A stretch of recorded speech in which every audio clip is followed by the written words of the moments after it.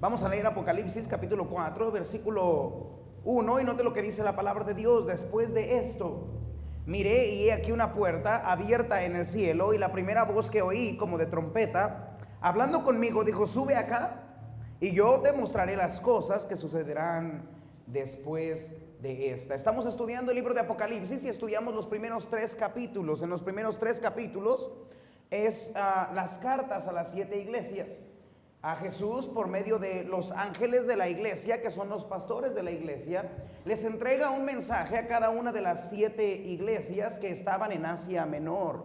En cada carta Jesús terminaba las cartas con una frase que nos ayuda a entender que todas las cartas a las iglesias son importantes, son relevantes en nuestro tiempo, y debemos leerlas, estudiarlas y examinarnos a nosotros mismos para asegurarnos que nosotros estamos siendo una iglesia que agrada al Señor. Quiero que note Apocalipsis 3:22, donde termina la última carta, la carta a la Odisea, y nos deja estas palabras marcadas para que nosotros no olvidemos de estudiar las cartas a las iglesias. Dice el versículo 22: el que tiene oído, oiga lo que el Espíritu dice a las iglesias. La Biblia nos enseña que el Espíritu quiere hablar con la iglesia, y la Biblia nos habla, el Espíritu nos habla por medio de la Biblia, y es nuestro trabajo el estudiar, el aprender y el poner en práctica lo que nos enseña la palabra de Dios. Vimos 7 cartas a las 7 iglesias. Las 7 iglesias fueron la iglesia de Éfeso, la iglesia de Esmirna, la iglesia de Pérgamo, la iglesia de Tiatira, la iglesia de Sardis, la iglesia de Filadelfia, y por último, la semana pasada o hace 2 semanas aprendimos acerca de la iglesia de la Odisea. Estas cartas fueron entonces dirigidas a las 7 iglesias. Ahora entramos en el capítulo 4 de Apocalipsis, y el capítulo 4 de Apocalipsis nos revela ahora algo más profético. Nos enseña una visión que fue dada de Jesús a el apóstol Juan. Note lo que dice Apocalipsis capítulo 4, versículo 1, donde dice: después de esto miré, y aquí una puerta abierta en el cielo, y la primera voz que oí como de trompeta hablando conmigo dijo: subo acá, y yo te mostraré las cosas que sucederán después de estas. Dice: después de esto miré. El capítulo 4 entonces toma lugar después de que Juan escribió las 7 cartas. Después de que Juan recibió las 7 cartas por medio de Jesús, las escribió y las envió a las diferentes 7 iglesias que estaban en Asia Menor. Después de que él las escribe y las envía, la Biblia nos enseña que Dios le da una visión celestial al apóstol Juan. Primero vamos a tomar nota y escriba ahí número 1, los eventos antes de la visión. Porque Jesús toma algunos versículos en su revelación de Apocalipsis para describirnos los eventos que llevaron a Juan a estar en esta visión. Note lo que dice el versículo 1 una vez más. Después de esto miré, y aquí una puerta abierta en el cielo, y la primera voz que oí, como de trompeta, hablando conmigo, dijo: sube acá, y note, yo te mostraré las cosas que sucederán después de estas. Esta es una visión profética que se le da al apóstol Juan. Y vemos que estos eventos nos explican que el apóstol Juan tuvo que pasar por ciertos eventos para que la visión se le dara a el apóstol Juan. Nosotros vemos que estos eventos son importantes porque mire, cada versículo que está en la Biblia es importante, y nosotros debemos estudiarlo, leerlo y saber la razón por la cual Dios la dejó en su libro. La Biblia nos da una profecía, una bendición específica en el libro de Apocalipsis, y nos dice que somos bendecidos cuando lo estudiamos y cuando nosotros ponemos en práctica lo que leemos en este libro. Vemos que el primer evento fue un llamamiento del cielo. Escriba ahí: un llamamiento del cielo. Vemos que Dios le llama de el cielo, y esto va a tener mucha relevancia porque va a tener mucho que ver. Como Dios le habla a Juan, así mismo nos va a hablar a nosotros en el tiempo del rapto. Note lo que dice la Biblia: fue un llamamiento del cielo. En el versículo 1, y la primera voz que oí como de trompeta hablando conmigo dijo: sube acá. El apóstol Juan, dice la Biblia, que desde el momento en el que lo llamó, dijo: sube acá, y enseguida estuvo en el cielo con Dios. La puerta, dice la Biblia, del cielo fue abierta. Y esto nos enseña que Dios es el que manda el tiempo cuando Él quiere que nosotros como cristianos entremos al cielo. Algo que es importante entender cuando hablamos de la profecía es que Dios es el que tiene los tiempos en su mano. Hay muchas personas que se meten en tanto y que cuándo va a venir Cristo y la exacta hora. Mire, la Biblia nos enseña que no podemos saber. Note lo que dice Mateo 24:36, donde nos enseña que solo el Padre tiene la potestad de saber el tiempo específico cuando Cristo va a regresar. Dice la Biblia, pero del día y de la hora nadie sabe, ni aun los ángeles de los cielos, sino solo mi Padre. Dice la Biblia que solo Dios el Padre conoce el tiempo específico en el que Jesucristo va a venir. Hay unas lecciones importantes que debemos de aprender cuando hablemos del libro de Apocalipsis, porque no nos va a dar algunos detalles el libro de Apocalipsis de exactamente cuándo y dónde pasan las cosas. Y una de estas es la específica venida del Señor Jesucristo. Pero la Biblia nos enseña que no debemos de ser dogmáticos en el tiempo en el que Cristo va a venir. Hay muchos que se pelean. Dicen, Cristo va a venir en septiembre, Cristo va a venir en diciembre, Cristo va a venir el otro año, Cristo en 10 años. Y entonces se pelean los cristianos el uno con el otro. Y dice la Biblia, no saben ni el día ni la hora. Si alguien le dice que sabe, dice la Biblia, no puede, ni los ángeles saben. El diablo no sabe cuándo Cristo va a venir. Solo sabe que le queda corto tiempo. Pero dice la palabra de Dios que mientras nosotros estemos en este mundo, nosotros deberíamos de velar y trabajar hasta que Cristo venga. Su trabajo no es descifrar en las escrituras cuándo exactamente va a venir Cristo. Su trabajo es velar y trabajar hasta que Cristo venga. Note lo que dice 1 Tesalonicenses capítulo 5. Dice la Biblia en el versículo 1, pero acerca de los tiempos y de las ocasiones, note, no tenéis necesidad, hermanos, de que yo os escriba, porque vosotros sabéis perfectamente que el día del Señor vendrá así como ladrón en la noche. Que cuando digan paz y seguridad, entonces vendrá sobre ellos destrucción repentina, como los dolores a la mujer encinta, y no escaparán. Mas vosotros, hermanos, no estáis en tinieblas, para que aquel día os sorprenda como ladrón. Porque todos vosotros sois hijos de luz e hijos del día, no somos de la noche ni de las tinieblas. Nota el versículo 6, por tanto, no durmamos como los demás, sino velemos y seamos sobrios. El mandamiento del cristiano es que el cristiano vele, que el cristiano trabaje, que el cristiano esté siempre trabajando como si el día de hoy fuera cuando Cristo viniera.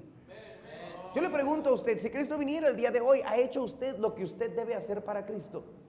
¿Estaría usted satisfecho con el trabajo que usted ha hecho para la eternidad?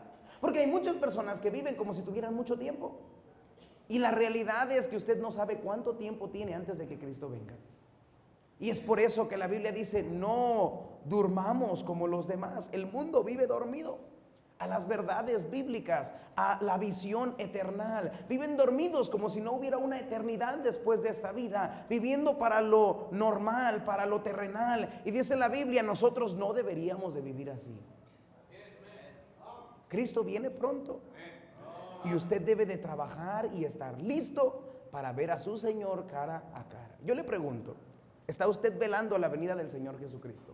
Eso quiere decir que esté observando, que esté alerta, y más aún, ¿está usted trabajando para cuando Cristo venga? ¿Sabe usted que hay muchos cristianos que no trabajan en la obra de Dios? Se la pasan esperando el tiempo correcto. Se la pasan esperando a las circunstancias correctas. Se la pasan esperando, bueno, ya que me case, bueno, ya que llegue allá, ya que tenga un mejor trabajo, ya que tenga tiempo. Y mire, Cristo viene y no hizo nada para Dios. Usted debe servir a Dios hoy, porque Cristo viene pronto.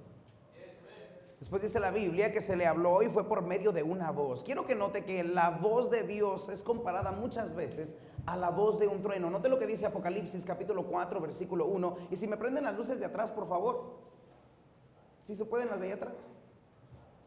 Apocalipsis capítulo 4 versículo 1. Note lo que dice la Biblia. Después de esto miré y aquí una puerta abierta en el cielo.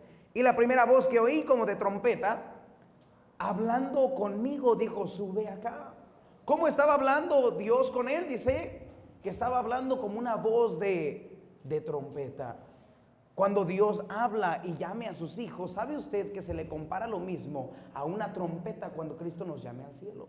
Entonces esto es una representación de cómo Dios va a llamar a sus santos al cielo. Note lo que dice 1 Tesalonicenses capítulo 4 versículo 16, cuando el rapto venga, que es el siguiente evento profético para nosotros ir a la gloria. Dice la Biblia que va a ser también con una voz como de trompeta. Dice la Biblia en el versículo 16, porque el Señor mismo con voz de mando, con voz de arcángel, y con trompeta de Dios, descenderá del cielo, y los muertos en Cristo resucitarán primero.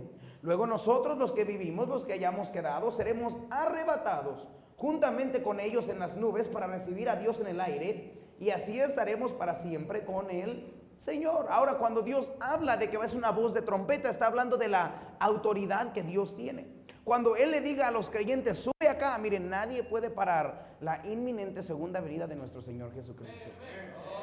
Cuando Cristo venga, dice la Biblia, en las nubes, Él va a llamar a todos los creyentes, a todos los que sean escritos en el libro de la vida, y Él los va a llamar al cielo. Y dice la Biblia, todos vamos a encontrar a Jesucristo en el cielo. Primero los que murieron antes de nosotros, y después nosotros alcanzarlos en las nubes. Hay muchos que piensan que ellos pueden vivir de tal forma que no importa lo que ellos hagan, Cristo nunca les va a pedir cuentas. Pero la Biblia nos enseña que Cristo viene por su iglesia. Mire, yo entiendo que la gente del mundo quiera vivir así, pero no entiendo que los cristianos quieran vivir como si Cristo no viniera pronto. Hay muchos cristianos que, mire, Cristo va a venir y usted nunca va a haber hecho nada para el Señor. Dice la Biblia que Él con una voz, mire, de trompeta va a venir. Y escriba ahí, inciso B, va a ser un rapto inmediato. El rapto del apóstol Juan fue de inmediato. Esto nos enseña que cuando nosotros estemos ausentes en el cuerpo, vamos a estar presentes con el Señor. Apocalipsis capítulo 4, versículo 2, no te dice la Biblia, y al instante yo estaba en el Espíritu, y he aquí un trono establecido en el cielo, y en el trono uno sentado. Quiero que note que Juan fue traspuesto. Juan estaba, si usted recuerda, estaba aislado en la isla de Patmos. Y dice la Biblia que él estaba ahí solo, no había nadie con él ahí. Pero dice la palabra de Dios que él enseguida, inmediato, al instante, fue traspuesto y fue puesto ahora. Y él está viendo ahora el trono de Dios. Ahora muchos se preguntan, bueno, ¿dónde queda el cielo? Hay algunas personas que piensan, bueno, el cielo y el infierno estaban en el centro de la tierra, y cuando Cristo vino, entonces se llevó al cielo y el infierno se quedó en el centro de la tierra. Pero eso no es lo que la Biblia enseña. Siempre la Biblia ha mencionado que donde está Dios es el cielo, y lo pone como hacia arriba, a la dirección hacia arriba. Quiero que note que desde el Génesis, cuando la Biblia habla de que una persona fue traspuesta, es llevada al cielo, o sea, arriba. Vaya conmigo a Génesis 5:22. La primera persona que fue traspuesta fue un hombre llamado Enoc. La Biblia nos enseña que Enoc caminó con Dios. Él tenía tan buena relación con Dios que Dios dice, se lo llevó sin ver muerte. Génesis 5:22 dice, y caminó Enoc con Dios, después que engendró a Matusalén 300 años, y engendró hijos e hijas, y fueron todos los días de Enoc, note, 365 años. Y el versículo 24 dice, caminó pues Enoc con Dios y desapareció, porque le llevó Dios. ¿A dónde se lo llevó? Note lo que dice Hebreos 11:5. Por la fe Enoc fue traspuesto para no ver muerte, y no fue hallado porque lo traspuso Dios. Y antes que fuese traspuesto, tuvo testimonio de haber agradado a Dios. La Biblia nos enseña que Dios traspuso a Enoc. La palabra trasponer significa llevar, cambiar, o sea, llevarlo de una ubicación a otra. Entonces Enoc estaba en la tierra y fue llevado ¿a dónde? Al cielo. ¿En cuánto tiempo? Inmediatamente. Inmediatamente. Ahora nosotros tenemos que entender que Dios, mire, a quien Él quiere llevar al cielo, Él lo lleva al cielo. El único requerimiento es que haya agradado a Dios. ¿Cómo agradamos a Dios? De acuerdo a la Biblia, la única forma de agradar a Dios es por medio de la fe. Es imposible agradar a Dios si no tenemos fe en Cristo Jesús. ¿Qué se necesita para entrar al cielo? No necesita usted obras, no necesita usted bautismo. Lo único que usted necesita es la fe en Jesucristo. Jesucristo, dice la Biblia, nos salva por medio de la fe, y esto no de vosotros, pues es don de Dios, no por obras, para que nadie se gloríe. Pero él no fue el único. Miren, en el Antiguo Testamento Elías fue traspuesto. Usted recuerda un hombre llamado Elías. Él tenía un hombre llamado Eliseo que lo seguía, y Eliseo le dijo: no te voy a dejar hasta que Dios te lleve. Eliseo lo siguió y lo siguió, y note lo que dice Segunda de Reyes 2:11. Dice así la palabra de Dios: y aconteció que yendo ellos y hablando, he aquí un carro de fuego con caballos de fuego apartó a los dos, y Elías subió al cielo en un torbellino. ¿A dónde subió Elías? Al cielo. Entonces, ¿dónde está el cielo? ¿Dónde está donde Dios mora? ¿A dónde iban los santos del Antiguo Testamento? No iban a un paraíso que estaba en medio de la tierra, no. Iban al cielo con Dios. También dice la Biblia que Jesús fue alzado. Vaya conmigo a Hechos 1:9. Hechos 1:9, ahí en sus hojas dice la Biblia: y habiendo dicho estas cosas, viéndolos ellos, fue alzado, y lo recibió una nube que le ocultó de sus ojos, y estando ellos con los ojos puestos ¿en dónde? En el cielo. Entre tanto que él se iba, he aquí se pusieron junto a ellos dos varones de vestiduras blancas, los cuales también le dijeron: varones galileos, ¿por qué estáis mirando al cielo? Este mismo Jesús, que ha sido tomado de vosotros al cielo, así vendrá como le habéis visto ir ¿a dónde? Al cielo. Tenemos que borrar esta imagen, porque hay personas que, yo he hablado con muchos pastores y me dicen: se iban al centro de la tierra. No hay tal cosa. Hablan: Jesús fue al infierno y él se pasó 3 días en el infierno, y entonces se llevó a los santos que murieron antes del Antiguo Testamento y se los llevó al cielo. No funciona así. Los santos del Antiguo Testamento son salvos igual que los santos del Nuevo Testamento, y vamos al mismo lugar. Estando, dice la Biblia, ausentes en el cuerpo, estamos presentes con el Señor. Su muerte física no significa que usted va a dormir hasta que Cristo venga. Usted va a estar con Cristo Jesús. Pero cuando Cristo venga, nosotros vamos entonces ahora a tener un cuerpo nuevo, un cuerpo renovado por Cristo. Hasta entonces es cuando nosotros somos transformados, pero por ahora todavía tenemos una conciencia hasta que Cristo venga. Usted recuerda a Saúl. Saúl fue a consultar a una divina, y esta divina lo llevó, y él quería que le hablaran a Samuel y que le trajeran a Samuel, porque Dios ya no hablaba con él. Y dice la Biblia que Samuel vino por en medio de esta divina, y él le dijo: mañana tú vas a estar conmigo. Samuel no estaba inconsciente. Samuel sabía exactamente qué estaba pasando en la tierra, y le dijo a Saúl que él iba a morir el día de mañana. Esto nos enseña entonces que, miren, cuando un cristiano muere, cuando una persona muere, no pierde la conciencia, sino estamos con el Señor. Jesús fue llevado al cielo. Mire, Pablo dice la Biblia que él fue llevado al tercer cielo. Vaya conmigo a 2 de Corintios 12. De acuerdo a la Biblia hay 3 cielos, y Pablo nos enseña que el tercer cielo es donde está nuestro Señor Jesucristo. Dice 2 de Corintios 12:2: conozco a un hombre en Cristo que hace 14 años, si en el cuerpo, no lo sé, si fuera del cuerpo, no lo sé, Dios lo sabe, fue arrebatado hasta el tercer cielo. Yo conozco al tal hombre, si en el cuerpo o fuera del cuerpo, no lo sé, Dios lo sabe, que fue arrebatado ¿a dónde? Al paraíso, donde oyó palabras inefables que no les es dado al hombre expresar. Dice Pablo que él, en algún tiempo donde lo apedrearon y estuvo muerto, fue arrebatado hasta el tercer cielo. El cielo donde Dios está es el tercer cielo. El primer cielo que usted ve, bueno, es la atmósfera en el que nosotros podemos ver con nuestros ojos. El segundo cielo, entonces usted lo ve porque son las estrellas, es el espacio. Y el tercer cielo todavía va más allá, y es donde está nuestro Señor Jesucristo.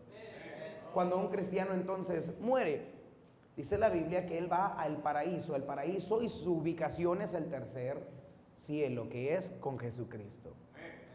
Ahora escriba ahí en el Espíritu, porque es interesante que Juan nos quiere explicar que él no estuvo, dice como Pablo, en el cuerpo no lo sé, pero en algo sí seguro tenemos ahí, que fue en el Espíritu.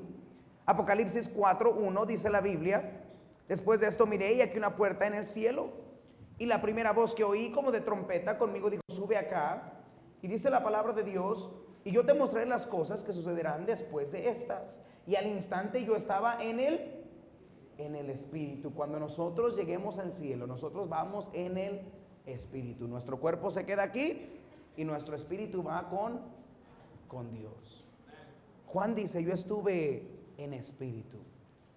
Cuando nosotros lleguemos al cielo, vamos a hacer nosotros vivir en espíritu hasta el tiempo de la transformación, que es lo que nos habla Primera de Tesalonicenses. Entonces vemos cómo todo esto tiene muchas similitudes con el rapto que viene para la iglesia. Por eso muchos usan este pasaje para explicar el rapto, porque es exactamente lo que va a pasar. Cristo viene y nos va a decir con voz de trompeta, con voz de arcángel de Dios, sube acá. Y todos los que estemos aquí, en un abrir y cerrar de ojos, seremos arrebatados juntamente con Dios.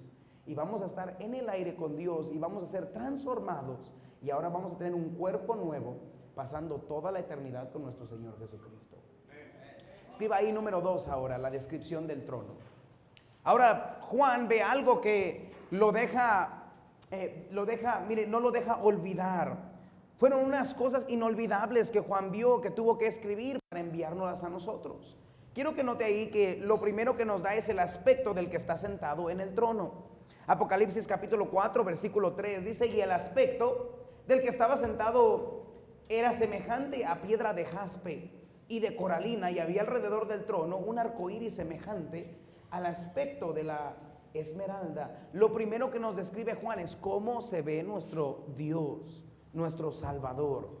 La Biblia nos enseña, y note que no usa facciones humanas para describir a Dios esta vez, pero usa piedras preciosas. Y estas piedras preciosas no es que Dios sea hecho de piedras, sino que tienen un significado detrás de ellas. Y la palabra de Dios nos enseña que la primera piedra con la que fue el jaspe. Esto nos habla de los colores vívidos y transparentes que tiene el jaspe, hablándonos de la gloria de nuestro Dios. Dice la Biblia que en la Nueva Jerusalén no vamos a necesitar luz, porque Dios es el que tiene la suficiente luz para alumbrar toda la ciudad. Nuestro Dios, mire, no es un Dios que está viejito ahí, débil, viendo a ver qué hace. No, nuestro Dios es un Dios todopoderoso. Por eso nosotros, mire, tenemos que referirnos a Él siempre con respeto, con gloria, con honra, porque Dios es un Dios glorioso, fuerte, y mire que dice la Biblia, todopoderoso. Así es nuestro Dios. Habla de la piedra coralina, que es una piedra roja, revelándonos la justicia de Dios. La justicia que Dios tiene sobre el pecado. Y mire, Dios nos recuerda con todo esto que Él es honorable, Él es autoritario y Él es el juez de toda la tierra. Así es como lo vio Juan. Y mire, algún día como lo vio Juan, así usted y yo lo vamos a ver. Sentado en su trono, juzgando a todo el mundo. Después nos da el aspecto del trono. Note lo que dice el aspecto del trono. Apocalipsis capítulo 4, versículo 4 dice, y alrededor del trono había 24 tronos, y vi sentados en los tronos a 24 ancianos vestidos de ropas blancas con coronas de oro en sus cabezas. Y del trono salían relámpagos y truenos y voces, y delante del trono ardían 7 lámparas de fuego, las cuales son los 7 espíritus de Dios. Quiero que note esto, siempre Dios desde el principio ha sido un Dios de orden. Nota que hay orden en el cielo, en el trono de Dios. Hay algunas personas que están sentadas en un lado. Hay otros seres que están alabando el nombre de Dios. Todo es orden con Dios. Desde el principio de la creación, Dios ordenó todo para que fuera perfecto.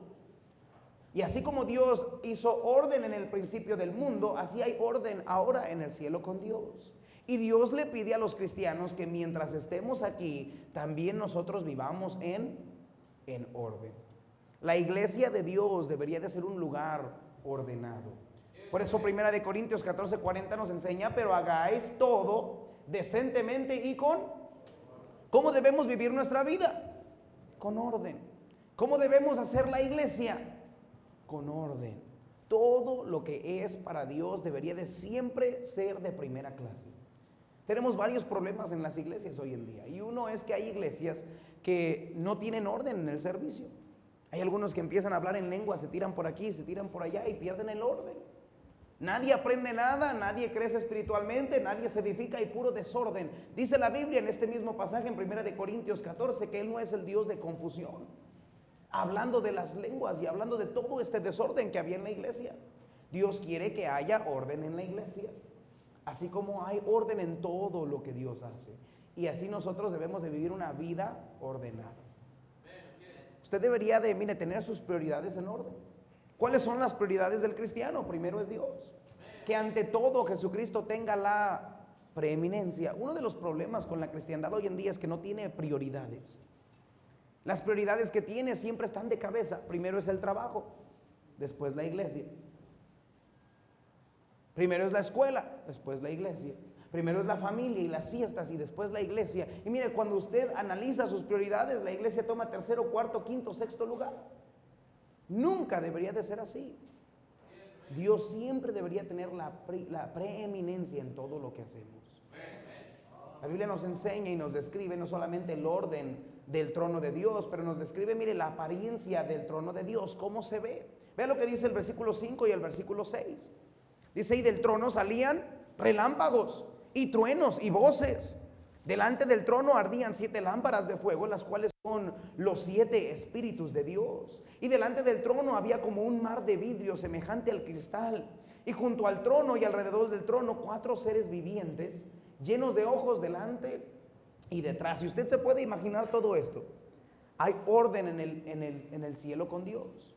Y lo primero que se nos enseña es que había relámpagos, truenos y voces que salían del trono de Dios. Nosotros vamos a ver que muchos de estos relámpagos son los mandamientos que Dios da. Recuerda que su voz es como voz de trompeta, como voz de trueno.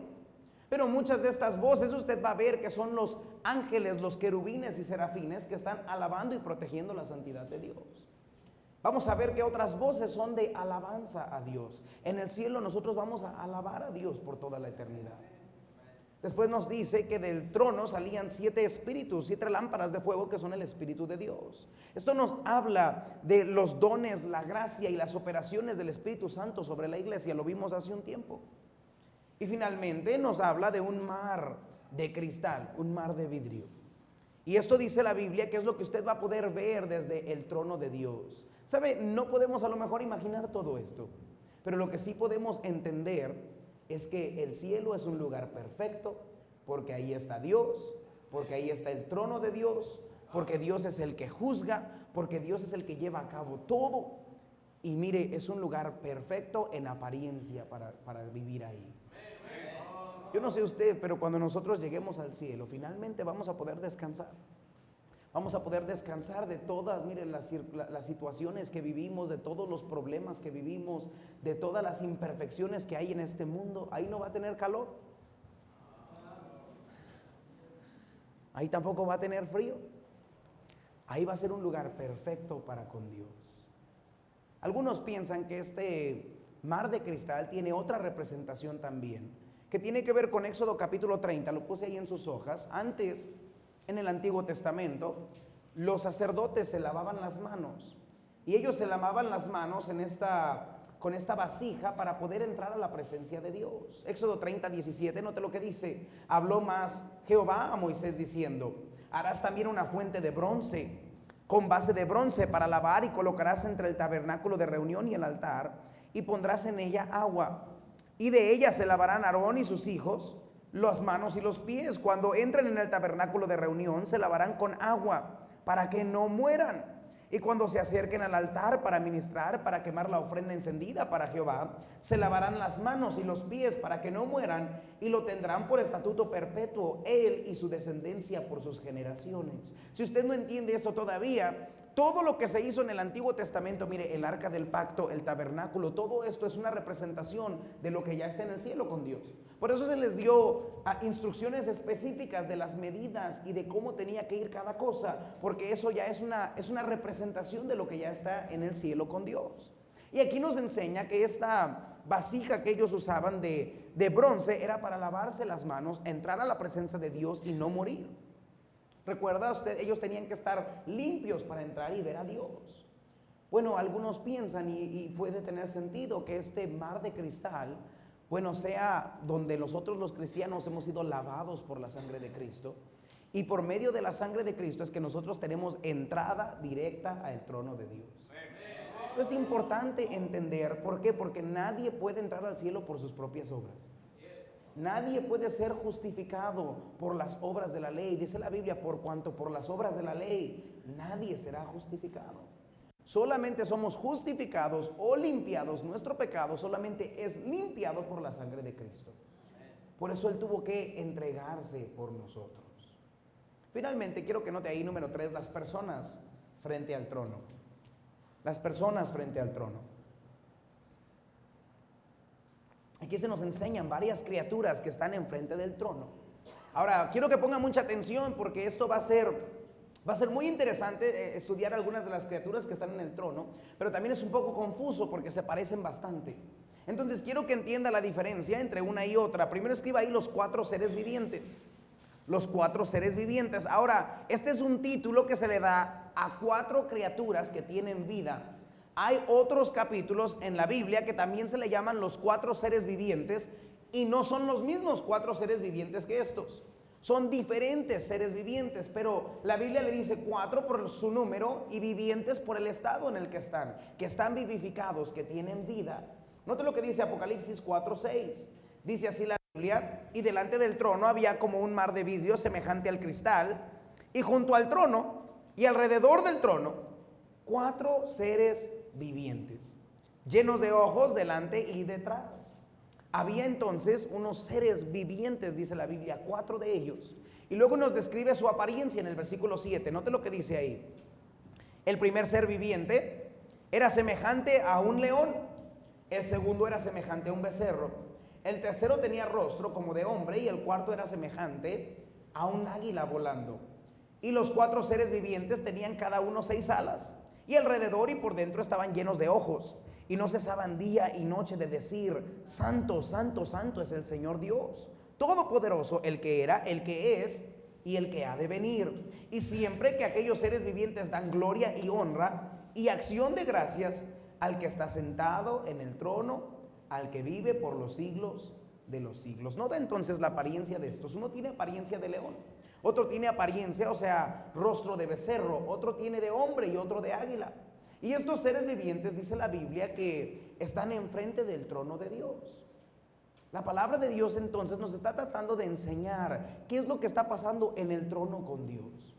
Y ellos, su trabajo es glorificar a Dios, honrar a Dios. Y déjenme decirle esto: si Él es digno de honra cuando lleguemos al cielo, Dios es digno de honra hoy que usted vive. Hay muchos cristianos que dicen: vamos a honrar a Dios, gloria a Dios, vamos a alabar a Dios, vamos a alabar a Dios, pero aquí no lo hacen. Dios es digno de honra, mire, en el cielo, en la tierra. Cuando Él nació, se le honró. Cuando Él vino a este mundo, se le debió de haber honrado. Y mire, cuando lleguemos al cielo, vamos a pasar nuestra eternidad adorando y honrando a Dios. Pero hay cristianos que no honran con su vida hoy a Dios. Por eso Jesús le dice a ellos: si yo soy Dios, ¿dónde está mi honra? Porque hay muchos cristianos que no honran a Dios con su forma de hablar, con su forma de actuar, con sus prioridades. Hay mucho cristiano que le falta el respeto a Dios.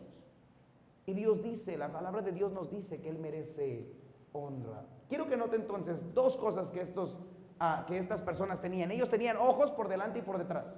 Había ojos por todas partes. Y se puede imaginar a una criatura que era grande, unos con cara de hombre, otros con cara de león, becerro, otros de águila, y tenían ojos por todas partes, adelante y atrás. Y estos seres tenían 6 alas. Note lo que dice Apocalipsis 4:8. Y los 4 seres vivientes tenían cada uno, ¿cuántas alas? 6 alas. Ahora, si usted no comprende esto, los ángeles no tienen alas. Ahora, yo sé que usted ha visto muchos retratos donde pintan a los bebés que son ángeles. Tampoco son bebés. Yo no sé de dónde sacan ellos que son bebés y que tienen alas. La Biblia no enseña eso. Los ángeles tienen más apariencia de hombres. Si usted ve cuando se presentaron con Lot, cuando se presentaron con Abraham, tienen apariencia de hombre. Los ángeles no tienen alas. Los serafines y los querubines sí tienen alas, y son diferentes tipos de alas. Entonces aquí la Biblia nos está describiendo que estos son serafines. Vaya conmigo a Isaías capítulo 6, versículo 2. Aquí nos dan el nombre de estas criaturas, son serafines. Ahora, si usted recuerda, hemos hablado acerca de los ángeles y hay diferentes rangos en los ángeles. Un arcángel puede ser, no es una criatura, pero es un rango de un ángel. Y el arcángel es el que está encargado o que tiene dominio sobre otros ángeles. Pero sí tenemos diferentes criaturas, como los ángeles, como los serafines, como los querubines. Y entonces aquí se nos está describiendo a los serafines. Note lo que dice Isaías 6:2. Por encima de él había, ¿qué dice la Biblia? Serafines. Cada uno tenía, ¿cuántas alas? 6 alas. Quiero que note esto porque vamos a ver la diferencia entre las diferentes criaturas. Con 2 cubrían sus rostros, con 2 de sus alas cubren sus rostros. ¿Por qué? Porque son las criaturas más cercanas a Dios y nadie puede ver a Dios directamente sin morir. Ellos cubren sus ojos con 2 de sus alas. Note lo que hacen las siguientes alas. Con 2 cubren sus rostros, con 2 cubrían sus pies y con 2 volaban. Ellos vuelan con 2 de sus alas. El uno, dice la Biblia, daba a otro voces diciendo: Santo, santo, santo Jehová de los ejércitos, toda la tierra está llena de su gloria. Ellos son criaturas que se la pasan delante del trono de Dios, cubriendo sus ojos, sus pies, volando con 2 alas y siempre glorificando a Dios. Estos son los serafines. Ahora vaya conmigo a Ezequiel capítulo 1 versículo 6, porque los querubines son similares pero diferentes. Note lo que dice Ezequiel capítulo 1 versículo 6, muchos los confunden con los mismos. Ezequiel 1:6 dice la Biblia: cada uno tenía 4 caras y 4 alas. ¿Cuántas alas tenían estos? 4 alas, y los pies de ellos eran derechos, y la planta de sus pies como planta de pie de becerro, y centellaban a manera de bronce muy bruñido. Debajo de sus alas, a sus 4 lados, tenían manos de hombre, y sus caras y sus alas por los 4 lados.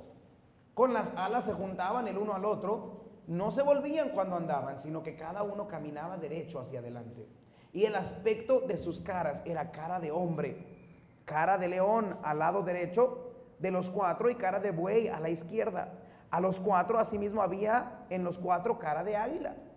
Así eran sus caras, y tenían sus alas extendidas por encima, cada uno 2, las cuales se juntaban, y las otras 2 cubrían sus cuerpos, y cada uno caminaba derecho hacia adelante. Hacia donde el Espíritu les movía que anduviesen, andaban, y cuando andaban no se volvían.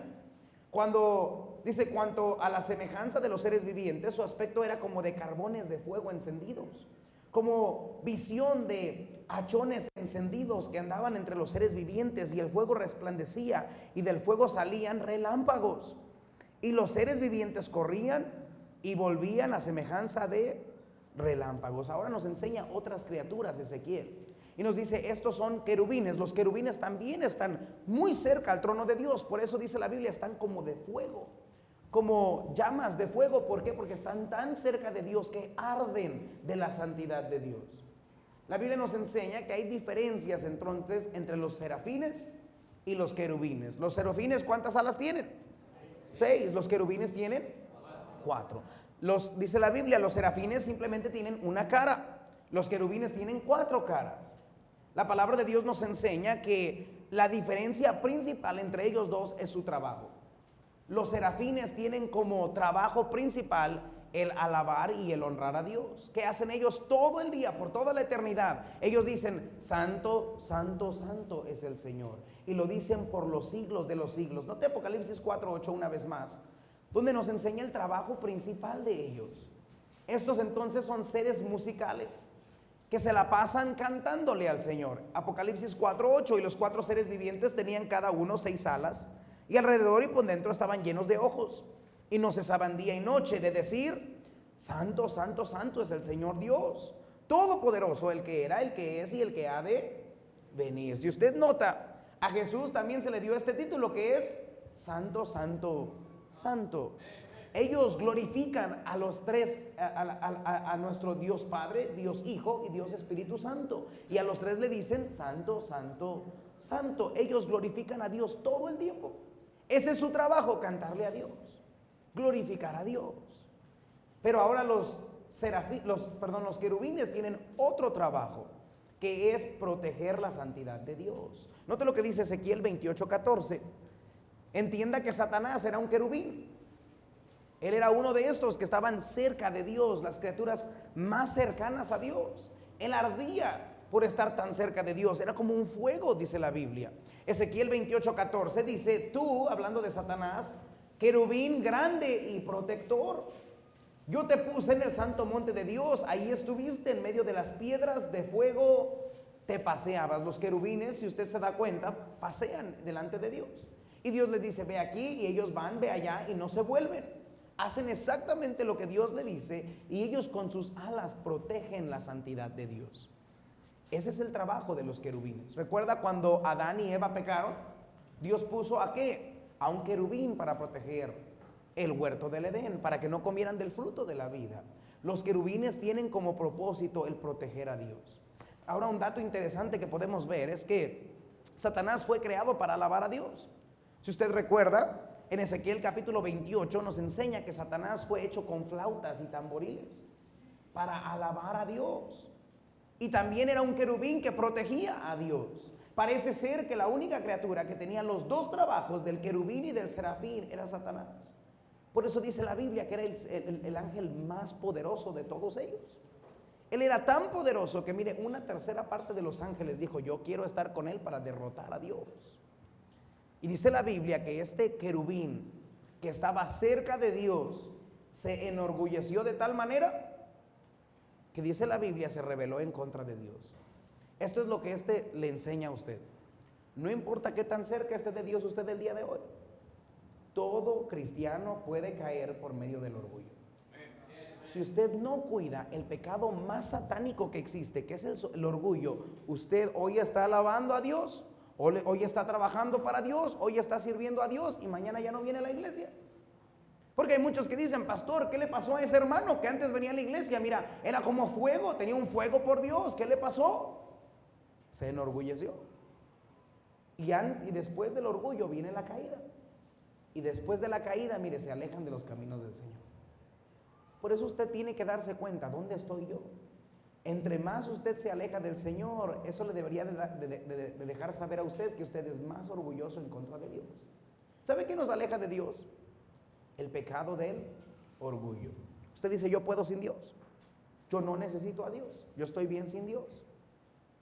Y el orgullo es lo que crea a cristianos autosuficientes que no necesitan de Dios y se alejan de Dios. Y no importa qué tan cerca usted esté, usted se puede convertir, mire, en un seguidor de Satanás que va al cielo pero rebelde a Dios. Por eso nosotros tenemos que cuidarnos de este pecado del orgullo. Constantemente usted debería de checar su corazón y saber si usted se está enorgulleciendo en contra de Dios. ¿Cómo veo esto? ¿Leyó su Biblia hoy? Si no, ¿por qué no la leyó? ¿Sabe por qué no la lee? Porque usted piensa que usted puede vivir un día sin la presencia de Dios en su vida. Algunos no oran. ¿Por qué no oran? Porque son autosuficientes. Usted no necesita la ayuda de Dios. Usted puede solo. Algunos, miren, no deja que Dios tome las decisiones por usted. Usted no checa lo que la Biblia dice antes de tomar una decisión.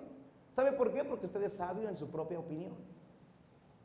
Y el orgullo es lo que le aleja del Señor. Y no se sorprenda cuando usted ya no siga al Señor, porque su orgullo le aleja de los caminos del Señor. Entonces vemos que estos seres eran serafines. Hay querubines también. Y finalmente escriba ahí los 24 ancianos. Había otro grupo de personas que estaban ahí y eran los 24 ancianos. Note lo que dice Apocalipsis 4:4. Y alrededor del trono había 24 tronos y vi sentados en los tronos a 24 ancianos, vestidos de ropas blancas con coronas de oro en sus cabezas. Las últimas personas que vemos en el trono de Dios son a estos 24 ancianos. Ahora, la Biblia no nos dice la identidad específica de los 24 ancianos, pero podemos nosotros determinar a lo mejor que significan las 12 tribus de Israel. Y tenemos 12 apóstoles. Esto quiere decir que, mire, que esto abarca a todas las personas que han sido salvas en el Antiguo y en el Nuevo Testamento. Todos nosotros, mire, somos salvos por la gracia de Dios y vamos a terminar en el mismo lugar, que es delante de la presencia de Dios. Algún día usted va a ver a Daniel, usted va a ver a Moisés, usted va a ver a todos los que fueron salvos por la gracia de Dios. Y usted va a poder platicar con ellos todo lo que ellos hicieron. Ahí vamos a estar todos para siempre con el Señor. Sin importar lo que esto significa, algunas verdades son claras en este pasaje. Y es que vamos a estar vestidos de ropas blancas. Esto nos habla de que, miren, nuestros pecados van a ser borrados. Dios ya no va a ver su pecado. Dios va a ver la justicia de Dios imputada, o sea, puesta en los hijos de Dios. ¿Qué dice? Si tus pecados fueren Dice la Biblia, como la grana serán emblanquecidos. Dios, mire, cuando Él perdona todos tus pecados. Es por eso que nosotros tenemos un Dios tan misericordioso. Usted recuerda cómo es su vida. ¿Cuántos pecados usted ha hecho? ¿Cuántas veces le falla a Dios? Y algunos por eso se preguntan, ¿cómo voy a estar en el cielo con Dios? Pero Dios dice que Él perdona todos nuestros pecados y los avienta en el mar, nunca más se acuerda de ellos. Vamos a estar vestidos de ropas blancas delante del Señor. Ahora usted solamente puede lavar sus pecados por medio de la sangre de Cristo.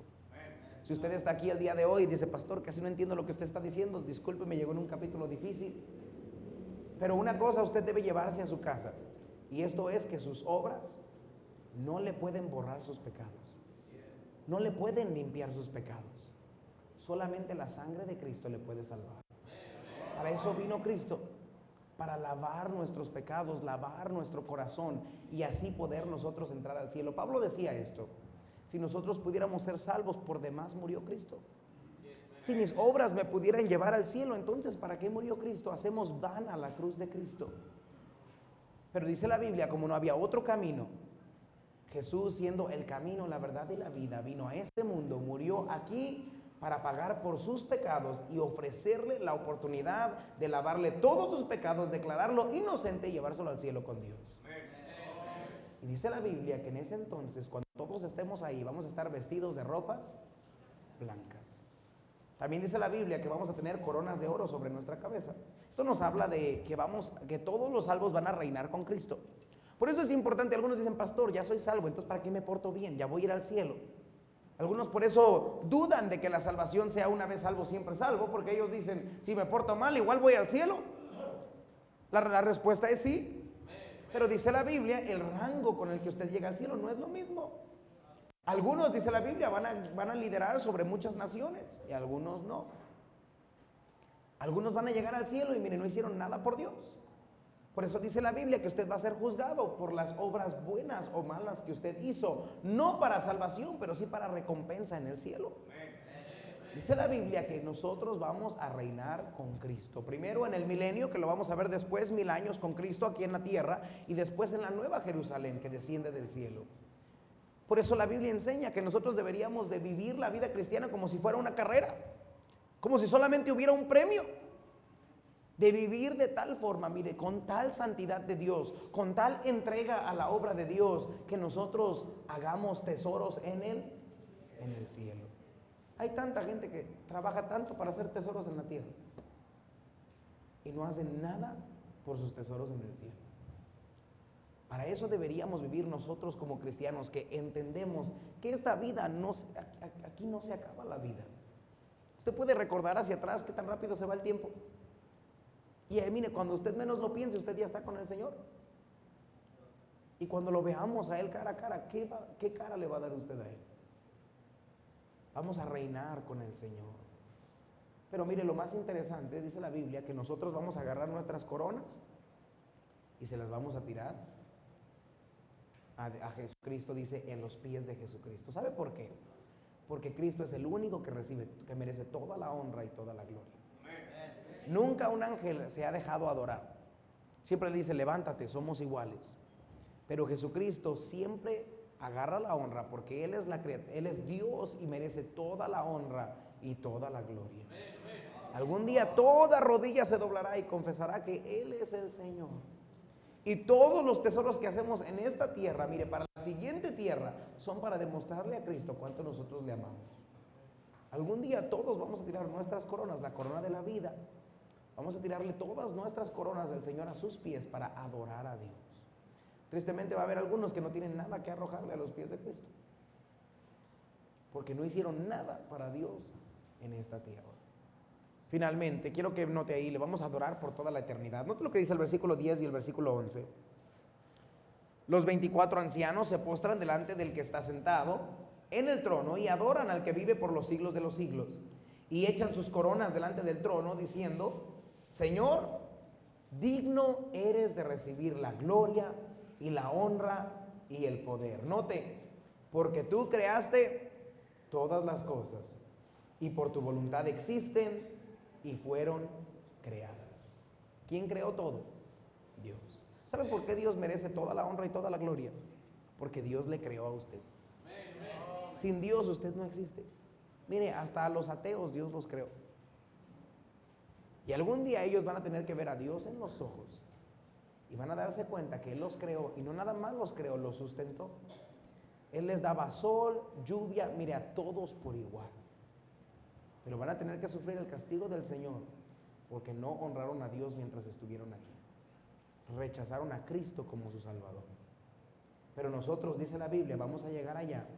Y algunos cristianos finalmente van a adorar a Dios con todas sus fuerzas. Pero ¿sabe usted? Debería de empezar a hacerlo aquí. ¿Ha sido bueno Dios con usted? No. Aunque haga calor. ¿Ha sido Dios bueno con usted?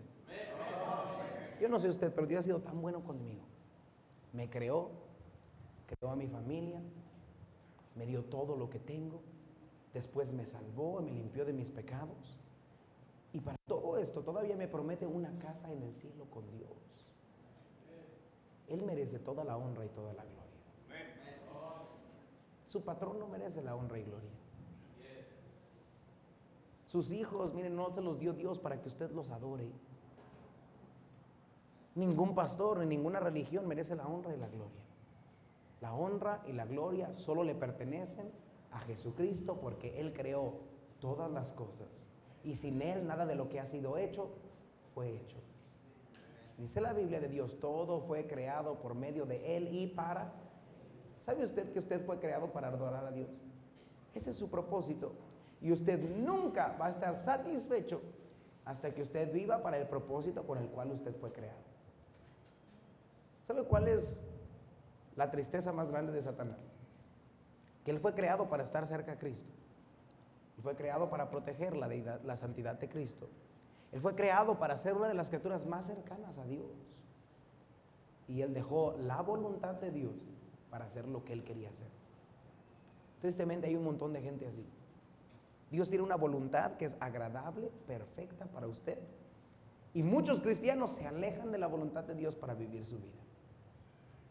Y nunca les va bien. Nunca están satisfechos. Porque Dios nos creó y Él puso dentro de nosotros que deseamos vivir para Él. Yo le recomiendo esto: ya no viva para el mundo y para la iglesia, viva para Dios. Adórelo a Él aquí, para que cuando usted llegue allá tenga coronas para tirar a los pies de Cristo y decir: oh, tú eres digno, Cordero, de recibir toda la honra y toda la gloria. El cristiano tiene un propósito: vivir para Dios. Yo le pregunto a usted, ¿vive usted para Dios? ¿Para qué vive? Vamos a orar. Señor, gracias por tu palabra el día de hoy.